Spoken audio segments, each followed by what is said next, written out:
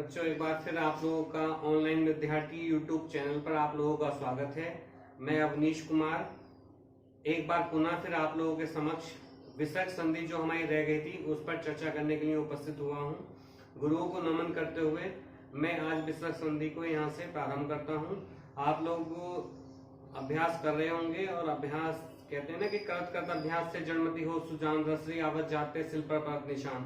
बार बार अभ्यास करने से ज्ञान में वृद्धि होती है, इसलिए आप अभ्यास करते रहें। मैं टॉपिक अब विधिवत आप लोगों के समक्ष रखता रहूंगा एक क्रम से। ठीक है, चलिए शुरू करते हैं आज विसर्ग संधि।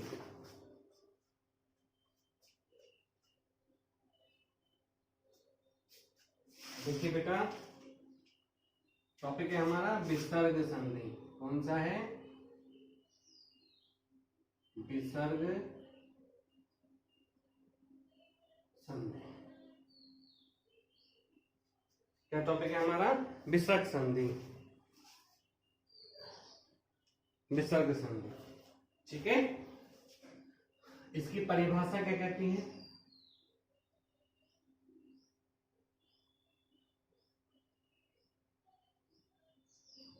विसर्ग के साथ स्वर अथवा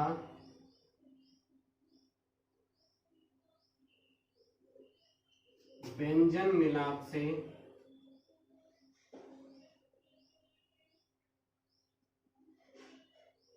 उत्पन्न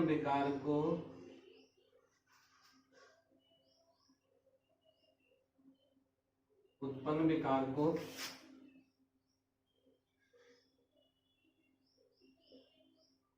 विसर्ग संधि कहते हैं। क्या कहते हैं बेटा? विसर्ग संधि कहते हैं। विसर्ग के साथ स्वर अथवा व्यंजन मिलाप से उत्पन्न विकार को हम क्या कहते हैं बेटा? विसर्ग संधि कहते हैं। क्या कहते हैं हम? विसर्ग संधि कहते हैं। तो इसके भी कोई प्रकार नहीं चलते, इसमें भी नियम चलता है। तो इसका नियम नंबर 1 क्या कहता है बेटा? इसका नियम नंबर 1 क्या कहता है? नियम नंबर 1 क्या कहता है? विसर्ग को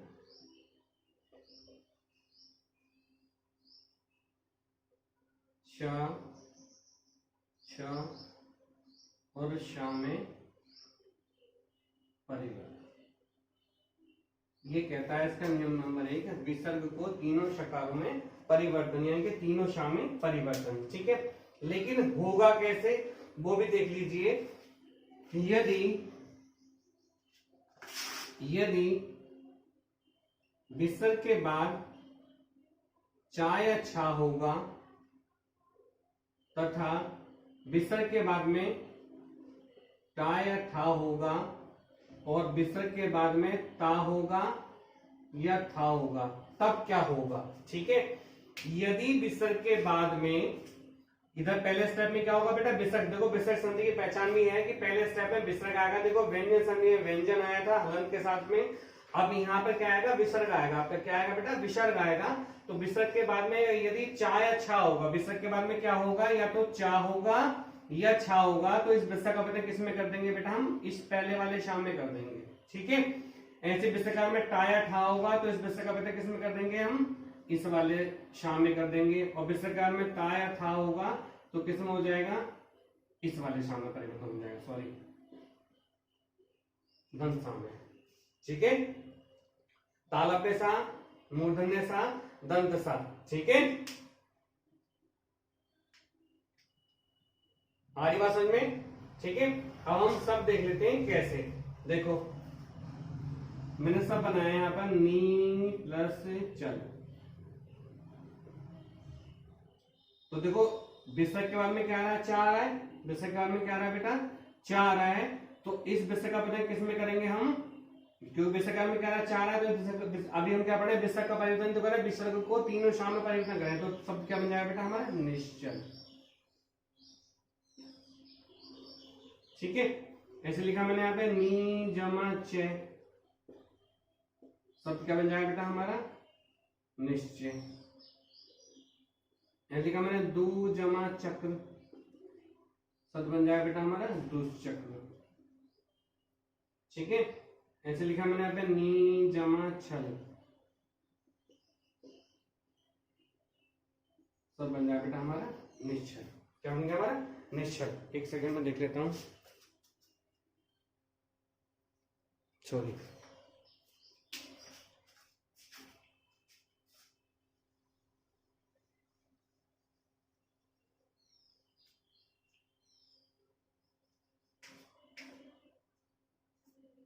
मैंने लिखा है पर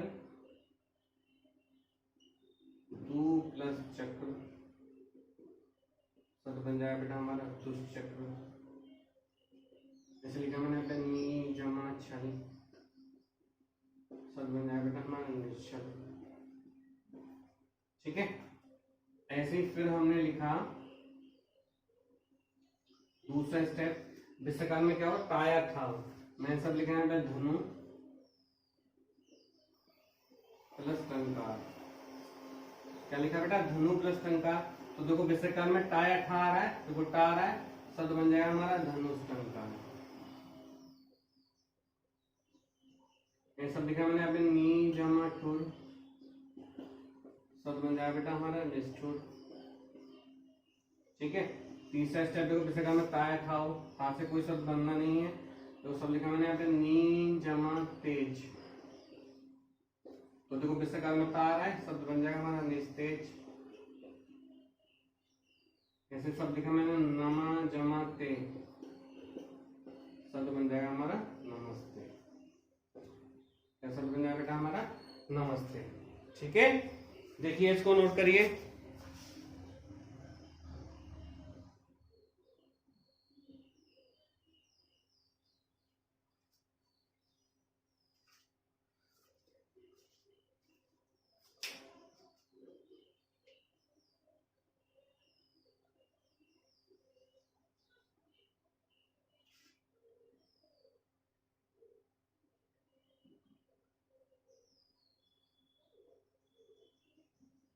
हो गया बेटा। चलिए अगले उसमें चलते हैं हम।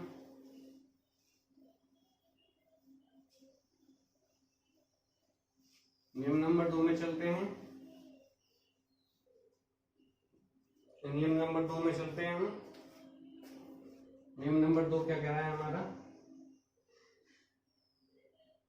विसर्ग में कोई परिवर्तन ना होना।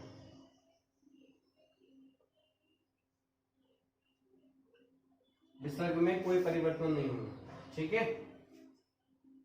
ये नियम कह रहा है हमारा।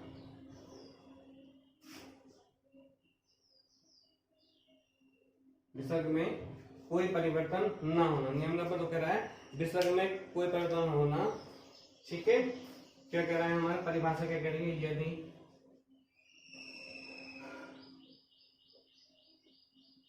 विसर्ग के पहले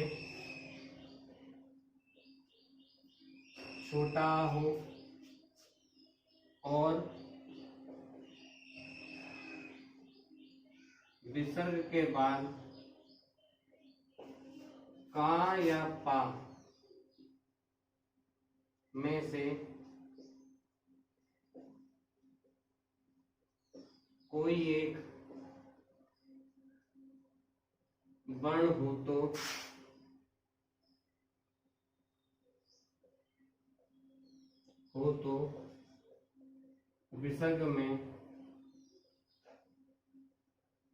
में कोई परिवर्तन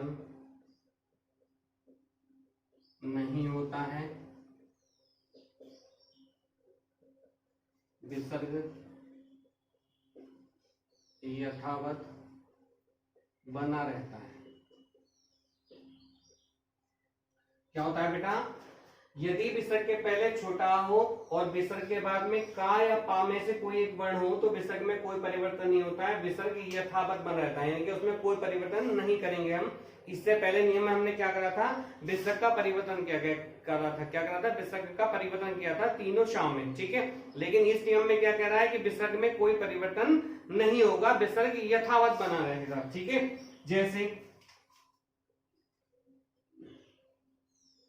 मैं लिखा है यहां पर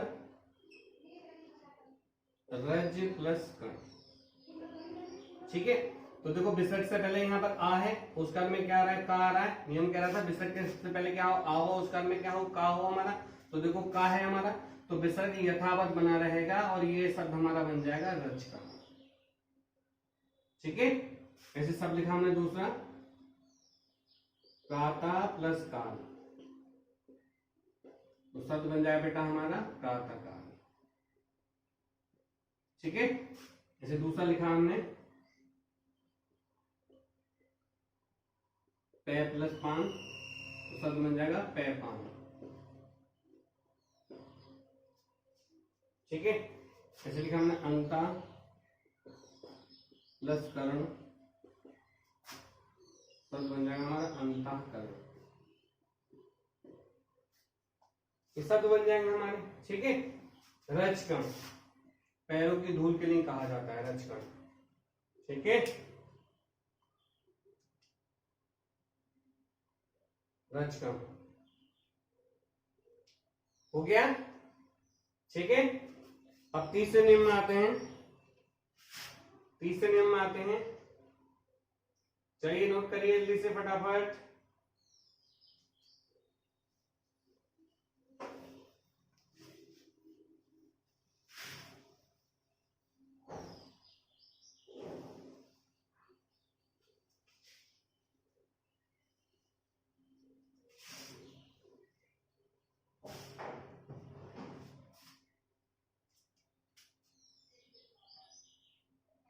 तीसरा नियम कह रहा है विसर्ग का लोप और ह्रस्व स्वर दीर्घ। विसर्ग का लोप और ह्रस्व स्वर दीर्घ, विसर्ग का लोप और ह्रस्व स्वर दीर्घ, विसर्ग का लोप और ह्रस्व स्वर दीर्घ। ऊपर होना है,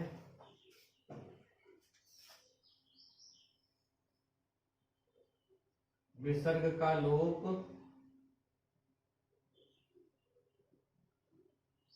और ह्रस्व स्वर दीर्घ। ये नियम कह रहा है विसर्ग तो गायब हो जाएगा और विसर्ग से पहले का ह्रस्व स्वर क्या बन जाएगा, दीर्घ बन जाएगा, यदि विसर्ग के आगे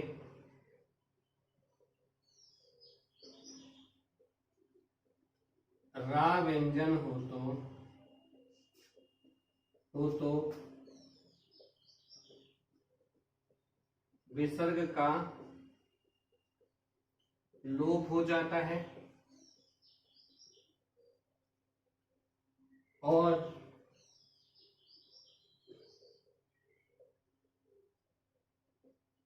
विसर्ग के पहले का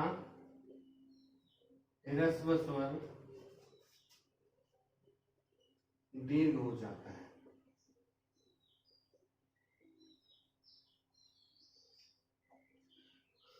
विसर्ग से पहले का ह्रस्व स्वर क्या बन जाता है, दीर्घ बन जाता है। ठीक है, मैंने आपको पहले बताया था ह्रस्व स्वर दीर्घ स्वर क्या होते हैं। देखो स्वर हमारे तीन प्रकार के होते हैं, ह्रस्व, दीर्घ और प्लुत। ठीक है, ह्रस्व स्वर वे स्वर होते हैं जिन स्वरों का उच्चारण करने में बहुत कम वक्त लगे, एक मात्रा का वक्त लगे। दीर्घ स्वर वे स्वर होते हैं जिनका उच्चारण करने में ह्रस्व स्वर से थोड़ा ज्यादा वक्त लगे, कह सकते हैं 2 मात्रा का वक्त लगे। और प्लुत स्वर वे स्वर होते हैं जिनका उच्चारण करने में ह्रस्व और दीर्घ से भी ज्यादा अर्थात 3 मात्रा का वक्त लगे। तो देखो अ, ई, उ और ऋ, ये हमारे क्या ह्रस्व स्वर होते हैं। बड़ा, बड़ी, बड़ाऊ, ए, औ और औ। ठीक है, ये हमारे दीर्घ स्वर होते हैं और प्लुत स्वर जो होता है हमारा दीर्घ होता है, जैसे हम सिंबल में ऐसे लिख देते हैं। ठीक है, अब देखो मैंने बताया था आ की ये कोई मात्रा नहीं, छोटी की मात्रा ये है, छोटे ओ की मात्रा जल्दी की मात्रा है। बड़े आ की मात्रा देखो ये यहाँ पे लिख रहा हूँ, बड़े आ की मात्रा ये है, बड़ी की मात्रा ये है, बड़े ओ की मात्रा ये है। ठीक है, थोड़ा इनसे काम चल जाएगा, हमारा ज्यादा नहीं देखना है, इससे मतलब है हमारा। ठीक है, देखो मैं सब लिखा है यहाँ पर नी प्लस र। ठीक है, देखो नियम कह रहा है यदि विसर्ग के आगे रा व्यंजन हो, तो देखो विसर्ग के आगे रा व्यंजन है, ठीक है, तो विसर्ग का लोप हो जाएगा। विसर्ग तो क्या हो जाएगा, गायब हो जाएगा, विसर्ग का लोप हो जाएगा। लेकिन विसर्ग से पहले का ह्रस्व स्वर क्या बन जाएगा बेटा, दीर्घ बन जाएगा। जैसे मैंने सब लिखा है यहाँ पर, देखो ये क्या है, ई छोटी ई है, ये क्या बन जाएगा, बड़ी बन जाएगी। ठीक है, ये क्या हो जाएगा, दीर्घ हो जाएगा, तो शब्द बन जाएगा हमारा नीरव। ये सब लिखा मैंने यहाँ पे, नी जमा रज, सब बन जाएगा बेटा हमारा नीरज। ठीक है, तो याद है मैंने सब लिखा है यहाँ पर, नी जमा रस, तो बन जाएगा हमारा नीरस। ठीक है, क्या शब्द बन जाएगा हमारा, नीरस। और सब लिखा मैंने नी प्लस रो, जो मोस्ट इंपॉर्टेंट शब्द है, इंपॉर्टेंट शब्द है। देख लो, इसका बटनी पूछी आती है सबसे, तो दो विषय का शब्द बन जाएगा निरोग। ठीक है, इस यहाँ पे बड़ी की मात्रा रखिए, ध्यान रखना, ऐसा तो बटनी में पूछा आता है। ठीक है बेटा, सब हो गए हमारे, नोट करिए जल्दी से।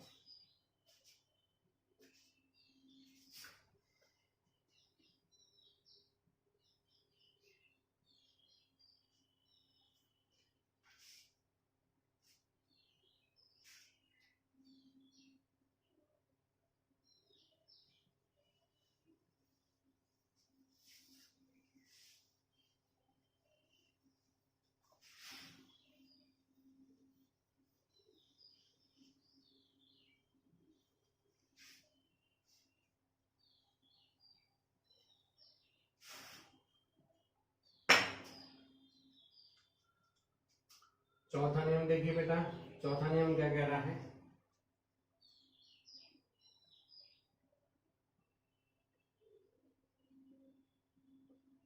विसर्ग का रा में परिवर्तन।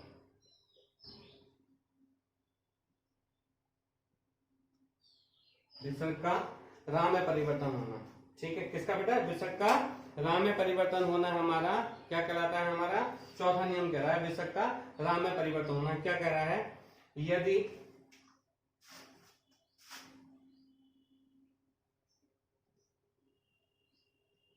विसर्ग के पहले छोटया बड़या से भिन्न कोई स्वर हो, कोई स्वर हो, और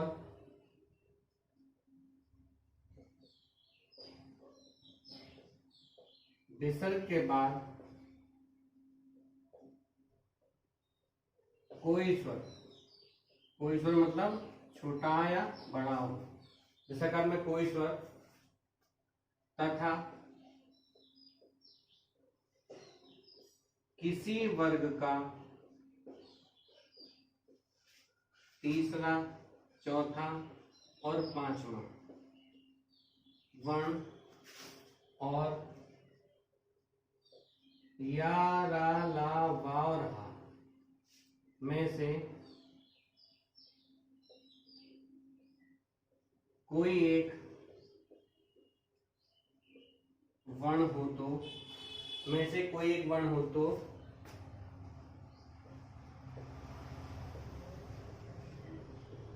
विसर्ग का रा में परिवर्तन हो जाता है, विसर्ग का रा में परिवर्तन हो जाता है।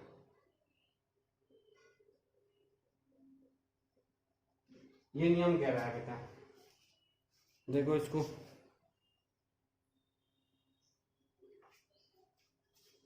तो विसर्ग का रा में परिवर्तन हो जाता है। ठीक है, विसर्ग का कैसा परिवर्तन होता है बेटा, रा में परिवर्तन हो जाता है। विसर्ग का कैसा परिवर्तन होता है, रा में परिवर्तन हो जाता है।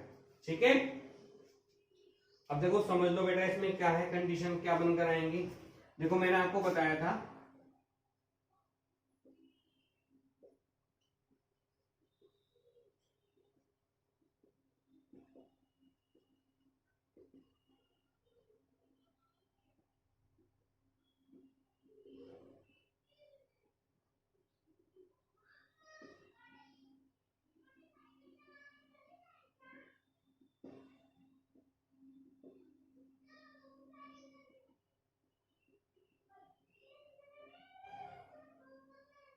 ठीक है, देखो 1 2 3 4 और ये 5 वर्ण हो गए। अब इसमें क्या कहते हैं, इसे बेटा हम टावर, इसे कहते हैं हम चावर, इसे कहते हैं हम टावर, इसे कहते हैं बेटा हम टावर, इसे कहते हैं बेटा हम पावर। ठीक है, नियम कह रहा है कि यदि किसी वर्ग का या तो विसर्ग के पहले, यदि विसर्ग के पहले छोटे आवाज से भिन्न कोई स्वर हो और विसर्ग के बाद में क्या है किसी वर्ग का तीसरा चौथा पांचवा वर्ण हो, पांचवा वर्ण हो और यह अलावा हाँ में से कोई वर्ण हो, तो विसर्ग का हम राम में परिवर्तन कर देते हैं। विसर्ग का हम किस में परिवर्तन कर देते हैं, हम राम में परिवर्तन कर देते हैं। तो देखो यहाँ पे क्या है हमारा कि ये पहला दूसरा वर्ण नहीं होगा, नहीं होगा भैया। अब इसके बाद में क्या होगा, या तो तीसरा वर्ण होगा, चौथा होगा, पांचवा होगा। ठीक है, और यार अलावा अंतस्मंजन और ऊष्मय से केवल हा होगा। तो हम किसमें क्या परिवर्तन करेंगे, विसर्ग का हम किसमें परिवर्तन करेंगे बेटा, राम में परिवर्तन करेंगे। विसर्ग का किसमें परिवर्तन करेंगे, हम राम में परिवर्तन करेंगे। ठीक है, अब इसमें क्या है, दो कंडीशन बनकर आएंगे। क्या बनेंगे बेटा, दो कंडीशन बनेंगी। पहली कंडीशन क्या है, देखो विसर्ग से पहले यहाँ पर छोटा बड़ा नहीं होगा, नहीं होगा भैया। विसर्ग से पहले मैं एक बार फिर लिख देता हूं, देखो इसको समझ लो। यहाँ पर आप दो कंडीशन बनकर आएंगे, महत्वपूर्ण बात है, बहुत महत्वपूर्ण नियम है। देखो यहाँ पर क्या है, विसर्ग से पहले यहाँ पर छोटा और बड़ा नहीं होगा। विसर्ग से पहले यहाँ पर क्या है, छोटे आर से भिन्न कोई स्वर हो।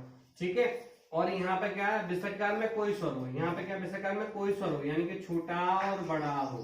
ठीक है, तो क्या होगा, विसर्ग से पहले नहीं होगा, विसर्ग के बाद में हो सकता है। यदि विसर्ग के बाद में हो रहा है हमारा, तो क्या बनकर आएगा, तो इस विसर्ग का जो परिवर्तन करेंगे हम, इस वाले रेख वाले रा के साथ में परिवर्तन कर देंगे, यानी कि इस वाले रा में परिवर्तन कर देंगे। ठीक है, हलंत युक्त रा में करेंगे, रेख वाले रा में नहीं करेंगे। नंबर 2, दूसरी बात फिर क्या है, विसर्ग से पहले यहाँ पर भी छोटा बड़ा नहीं होगा। लेकिन क्या होगा, इधर जैसे छोटा बड़ा था हमारे यहाँ पर, देखो छोटा बड़ा था हमारा, लेकिन अब क्या होगा, या तो तीसरा चौथा पांचवा वर्ण। ठीक है, और क्या होगा साथ में, या रा ला वा और हा, इनमें से कोई एक वर्ण होगा। ठीक है, तब हम क्या करेंगे, तब हम क्या करेंगे, इस विसर्ग का तो परिवर्तन करेंगे बेटा, इस रेख वाले ऊपर वाले रा में परिवर्तन करेंगे। किसमें करेंगे, ऊपर वाले रा में परिवर्तन करेंगे हम। ये नियम कह रहा है कि यदि विसर्ग के पहले छोटे आ बड़ा से भिन्न कोई स्वर हो, यानी कि यहाँ पर पहले स्टेप में क्या, छोटा बड़ा नहीं होगा दोनों स्टेप में। तो पहले स्टेप को देखना है, विसर्ग से पहले क्या हो, जो ग्रीन का छोटे आ बड़ा से भिन्न कोई स्वर हो, तो यहाँ पर छोटे आ बड़ा से भिन्न कोई स्वर होगा।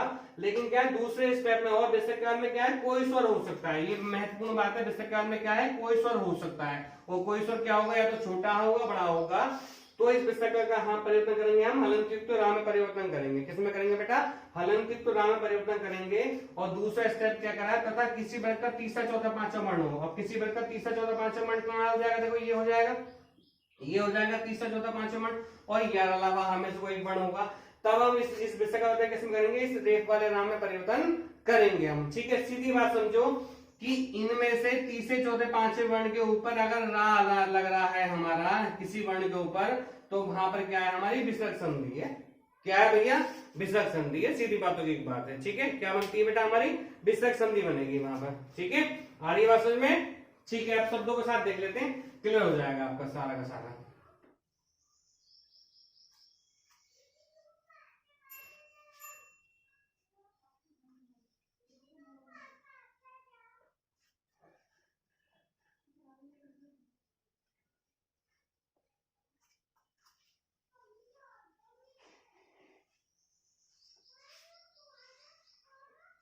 देखो मैं सब लिखाया था, नी प्लस अपराध लिखा। अब देखो विसर्ग से पहले यहाँ पर छोटे बड़े से भिन्न कोई स्वर है। उस काल में क्या रहा है हमारा, आ रहा है, पहला स्टेप फॉलो हो रहा था हमारा, पहला स्टेप फॉलो हो रहा था हमारा। तो ये विसर्ग का किसमें रा में करेंगे, शब्द बन जाएगा हमारा निर। ठीक है, और ये वाला आ क्या इसका हन को हटा देगा, शब्द बन जाएगा हमारा निरपराध। ठीक है, दूसरा शब्द देखा मैंने यहाँ पे नी प्लस आशा। ठीक है, फिर ये रा आ गया, आ ने इसका हन हटाया, बड़ा की मात्रा आ गई, शब्द बन गया निराशा। ठीक है, ऐसे दूसरा शब्द लिखा मैंने नी प्लस आदर। ठीक है, तो शब्द क्या बन जाएगा हमारा, डायरेक्ट लिखा हूं मैं निरादर। ठीक है, क्योंकि हलन तो ना आता, ये वाला आया इसका हलन हटाया था, आ कंडा हो जाता, शब्द बन जाता निरादर। ठीक है, आ रही बात समझ में। दूसरा स्टेप देखो, ये पहले स्टेप से शब्द आ गए स्वर वाला। अब क्या है, किसी वर्ग का तीसरा चौथा पांचवा वर्ण आएगा। मैं सब लिखा है दू प्लस वल। ठीक है, अब देखो वा, देखो पा फा वा, बा तीसरे नंबर वर्ण है हमारा, तो शब्द बन जाएगा हमारा बेटा दुर्बल। ऐसे लिखा मैंने यहाँ पे नी प्लस भय,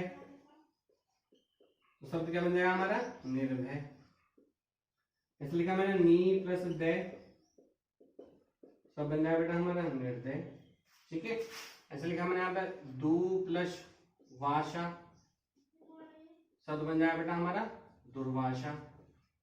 ऐसे लिखा मैंने दू प्लस वासना। ठीक है, शब्द बन जाएगा बेटा हमारा दुर्वासना। ऐसे लिखा मैंने यहाँ पे दू जमा दशा, शब्द बन जाएगा बेटा दुर्दशा। ठीक है, ऐसे लिखा मैंने नी जमा झर, बताओ निर्झर किसका पर्यायवाची है, निर्झर। ऐसे लिखा मैंने आशी जमा बाद, मोस्ट इंपोर्टेंट शब्द है आशी जमा बाद। ठीक है, तीसरा चौथा पांचवा लिया, ये अलावा क्या रहा, बा रहा है हमारा, तो शब्द क्या बन जाएगा आशीर्वाद। अब बताओ ये रा कहाँ पे टहेगा, रा पे टहेगा, इस पे टहेगा बेटा, वा के बाद में टहेगा, शब्द बनेगा आशीर्वाद। ये शब्द वर्तनी में पूछा आता है, मोस्ट इंपोर्टेंट है। ठीक है, ये मैंने कमेंट बॉक्स में पहली क्लास में मैंने आपको बताया था कि ये शब्द को लिखकर बताना। आशीर्वाद शब्द ऐसे शुद्ध दिखाएगा, संधि के अकॉर्डिंग यहाँ पर बनकर आ रहा है हमारा शुद्ध शब्द है, 24 कैरेट का सोना है आपको। ठीक है, आशीर्वाद नियम हो गया हमारा।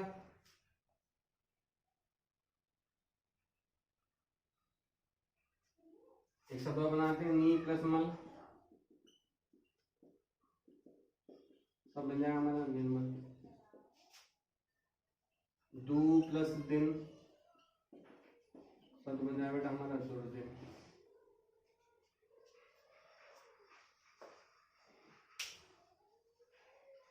ठीक है भैया, नोट करिए जल्दी से, नोट करिए जल्दी से।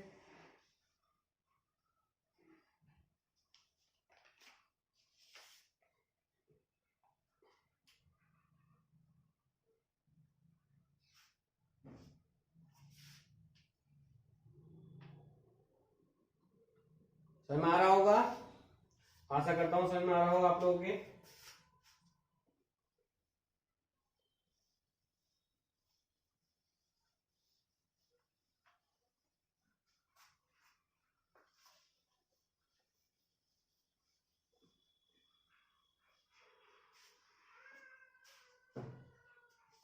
पांचवा नियम देखिए, पांचवा नियम क्या कह रहा है,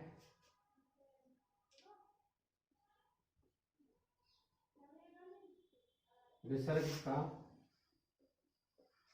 ओ में परिवर्तन। जो इससे पहले नियम करा है इसका बिल्कुल उल्टा है, ये ध्यान रखना।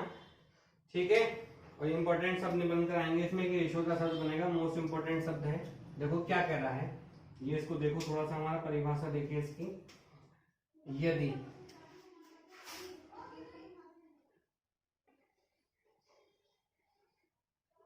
विसर्ग के पहले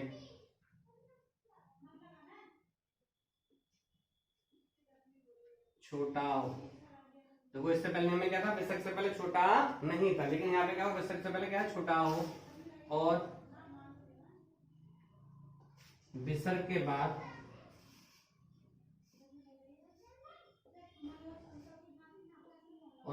बाद किसी वर्ग का तीसरा चौथा और पांचवा वर्ग, और या रा ला वा और हा में से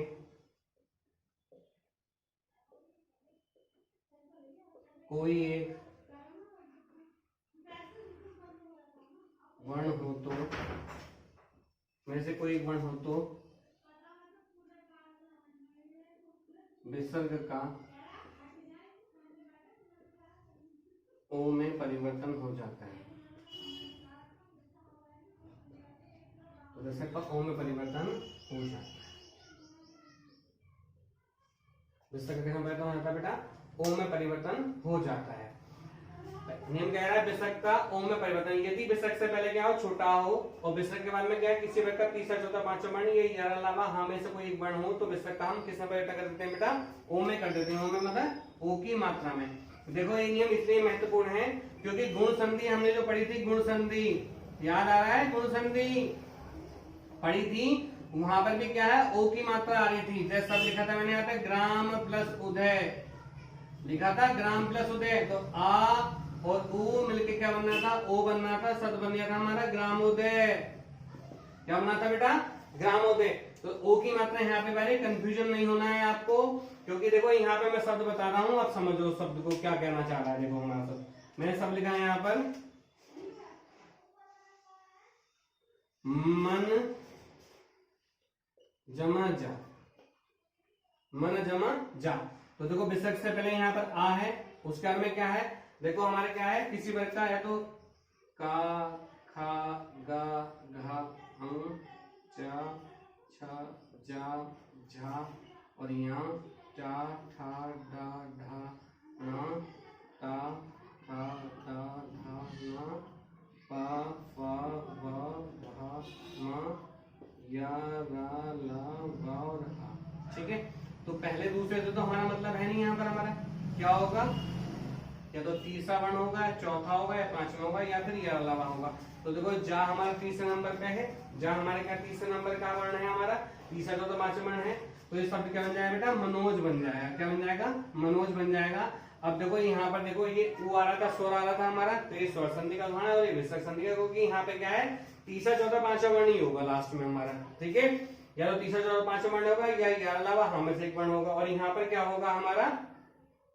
स्वर होगा। यहाँ पर हमारा क्या होगा? दूसरे अक्षर में क्या स्वर होगा। जैसे एक शब्द लेते हैं हम, मैंने शब्द लिखा है महा प्लस उदय, तो देखो बड़ा प्लस ऊ मिलकर बन गया ओ, सर बन गया महोदय। ठीक है, तो ये यहाँ पर इसमें अंतर है, और मैं शब्दों को बना रहा हूं और आप समझ जाएंगे आपको। ठीक है,